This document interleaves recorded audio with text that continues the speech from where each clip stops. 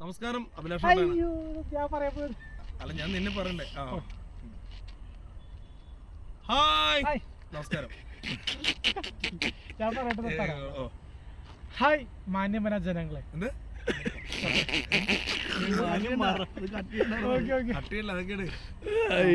Hi മാന്യ മഹാജനങ്ങളെ നമസ്കാരം. അലിൻ ജോസ് പെരയാണ്. അപ്പോ ഞാൻ എടുത്ത രണ്ട് സംഘടന കേട്ടു. കാരണം ശരിക്കല്ലേ അല്ലല്ല ഈ അടുത്തേ ഒരു ബസ്സിൽ ദിലീപണ്ണ മൂവി വെച്ചു. അപ്പൊ അത് ഒരു പ്രശ്നം ഉണ്ടായിരുന്നു. ഞാൻ അറിഞ്ഞായിരുന്നു. അത് മോശമായ ഒരു കാര്യമാണ്. കാരണം എന്ന് വെച്ച് കഴിഞ്ഞാൽ ബസ്സില് ദിലീപ് താങ്കളുടെ വീട്ടിലും ഒരു സ്ത്രീ ഉണ്ട് അല്ലേ? അതല്ല പറഞ്ഞത്. ബസ്സില് TV വെക്കുന്നവർ ജനങ്ങൾക്ക് ചിരിക്കാനാണ്, എല്ലാം മറന്ന് പൊട്ടിച്ചിരിക്കാനാണ്. ബസ്സിൽ പെൺകുട്ടി, പേര് ഞാൻ പറയുന്നില്ല, പക്ഷെ അവര് റിയാക്ട് ചെയ്തു നല്ല രീതിയിൽ, മാന്യമായിട്ട്. അല്ല അല്ല അമ്മ റിയാക്ട് ചെയ്തു, പക്ഷെ ഒരു പെൺകുട്ടി അതിനെ റിയാക്ട് ചെയ്തു മാന്യമായിട്ട്. പറക്കും തളിക അവരുടെ കുട്ടിക്കാലം മനോഹരമാക്കി എന്ന് പറഞ്ഞു. അത് പിന്നീട് വീഡിയോ ബസ്സിൽ വെച്ച് പെരുമാറിയാരാണ് ഒരു ചേച്ചി, എന്റെ അമ്മയുടെ പ്രായമാണ്. അപ്പോൾ ആ അമ്മ പറഞ്ഞു ദിലീപേണ്ട സിനിമ വെക്കരുതെന്ന് പറഞ്ഞു. നമ്മൾക്ക് സത്യം അറിയില്ല. കാരണം എന്ന് വെച്ചാൽ കോടതി വിധിയിൽ പുള്ളി. എനിക്ക് പറയാനുള്ളത്, സിനിമ വെക്കുന്നതും ഓരോരുത്തരുടെ ഇഷ്ടമാണ്. ഇപ്പൊ ഈ കേസ് നടക്കുന്ന സമയങ്ങൾ, എന്ത് കേസാണെന്ന് നിങ്ങൾക്ക് എല്ലാവർക്കും അറിയാലോ ഏത് കേസാണെന്ന് ഞാൻ പറയുന്നത്.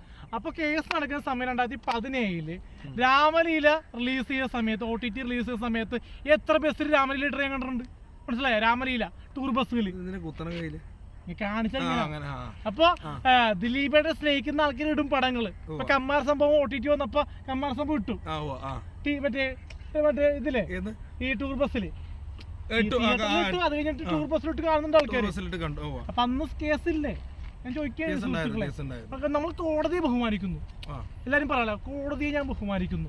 അത്രയ്ക്കും നമുക്ക് പറയാൻ പറ്റും. പിന്നെ ഞാൻ കാര്യം നമ്മൾ ആടെ കൂടെയല്ല, പക്ഷെ കോടതിയെ ബഹുമാനിക്കും. ഒരു സീരിയസ് ആയിട്ട് കാര്യം പറയട്ടെ.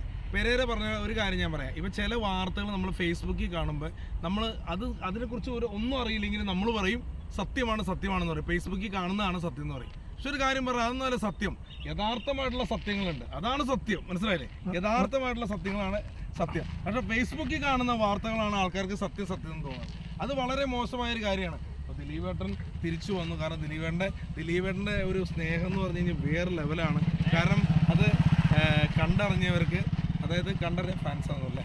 അപ്പോൾ കണ്ടറിഞ്ഞവർക്ക് തന്ന തെറി പറയിപ്പിക്കണല്ലേ. അപ്പൊ ഞാനൊരു കാര്യം പറയാണ്. അപ്പൊ ദിലീപേട്ടന്റെ സിനിമ ഇത്രയും പറഞ്ഞ നേരം പറഞ്ഞ് സത്യസന്ധമാണ് അല്ലായിരുന്നു ആണ്. ഇപ്പൊ ഞാൻ ഒരാളുടെ പേര് ഞാൻ പറയുന്നില്ല.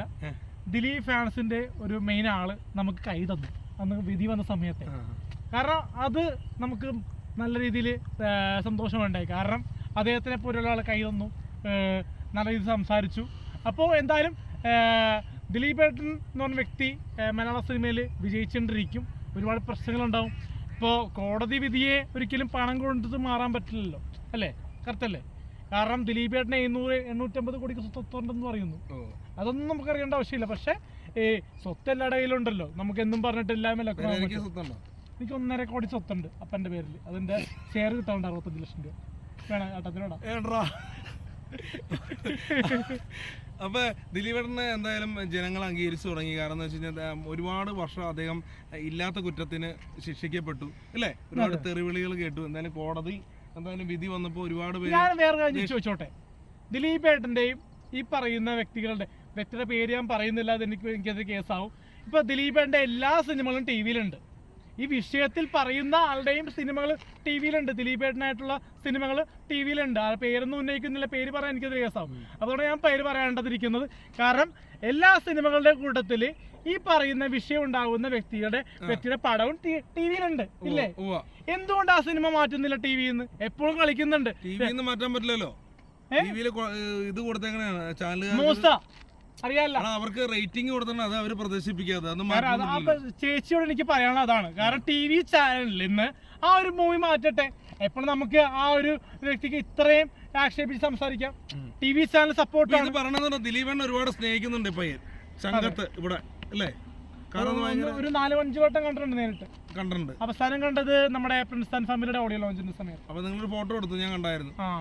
അപ്പൊ അത് എന്നെ കാണാണ്ടാണ് പോയെടുത്തത്, ദുഷ്ടൻ. അപ്പൊ എന്തായാലും ദിലീപനെ ഒരുപാട് സ്നേഹിക്കുന്നു. ബബ്ബ സിനിമയ്ക്ക് എല്ലാവിധ ആശംസകളും നേരുന്നു. ഞങ്ങൾ അഡ്വാൻസ് ആയിട്ട് പറയാണ്, സിനിമ വിജയമായിരിക്കും. എന്തായാലും ഞാൻ വേറെ കാര്യം ഞാൻ പറയാം. സാധാരണ എന്റെ കമന്റ് ബോക്സിൽ മാത്രമേ തെറിവിളികളുണ്ട്. തെരുവിളി ഇല്ലാന്നല്ല പറഞ്ഞത്. തെറിവുണ്ട്. ഈ മാഹിമോറ്റർ പറയണ തെരുവിളി ഇല്ലാന്നല്ല. അപ്പൊ വേറെ കാര്യം ഞാൻ പറയാം, ഈ അടുത്ത് ലാലേട്ടന്റെ പേജ് തുറക്കാൻ പറ്റില്ല. കുറ്റം പറയണല്ലേട്ടാ, ലാലേട്ടന്റെ പേജ് അഭിഷേകമാണ്. എന്ത് അഭിഷേകമാണെന്ന് എല്ലാവർക്കും അറിയാമല്ലോ. അപ്പൊ അതുകൊണ്ട് തന്നെ അതത് മാറുക. ഒരാളെ കുറ്റപ്പെടുത്താൻ ആർക്കും അവകാശമില്ല. കാരണം ഒരു പടത്തിൽ അഭിനയിക്കുക എന്നുള്ളത് പൈസ മേടിച്ചാണ് അഭിനയിക്കുന്നത് ഒരു നടനും, മനസ്സിലായ? അത് ബബ്ബ സിനിമയിൽ അഭിനയിച്ചിരിക്കുന്ന ഒരുപാട് നടന്മാരുണ്ട്. അപ്പോൾ അവരെല്ലാവരും പേയ്മെന്റ് വാങ്ങി കറക്റ്റായിട്ടാണ് അഭിനയിച്ചിരിക്കുന്നത്. ആരും പേയ്മെന്റ് വാങ്ങാണ്ടല്ല. പേയ്മെന്റ് ആണ് കിങ്. പക്ഷേ പടം വിജയിക്കണോ വേണ്ടോ എന്നുള്ള പ്രേക്ഷകരുടെ കയ്യിലാണ്. പക്ഷേ എന്തായാലും പടം ഇറങ്ങും മുന്നേ സക്സസ് ആണ്. കാരണം അത്രയ്ക്ക് ഹൈപ്പ് ഉണ്ട് പടത്തിൽ. ഞങ്ങളുടെ ഒരു സുഹൃത്ത് പറഞ്ഞ യോജിക്കണ്ടോ? ഞങ്ങളുടെ സുഹൃത്ത് മാഹിമോറ്റർ പറഞ്ഞാണ് എൻ്റെ പേജിൽ മാത്രം തെറിവിളി ഇല്ല. പക്ഷെ ഞാൻ നമുക്ക് കുറേ തെറിവിളി കാണുന്നുണ്ട്. പുള്ളി പറഞ്ഞ എന്നെ മാത്രം തെറിവിളിക്കില്ല. അത് മതി.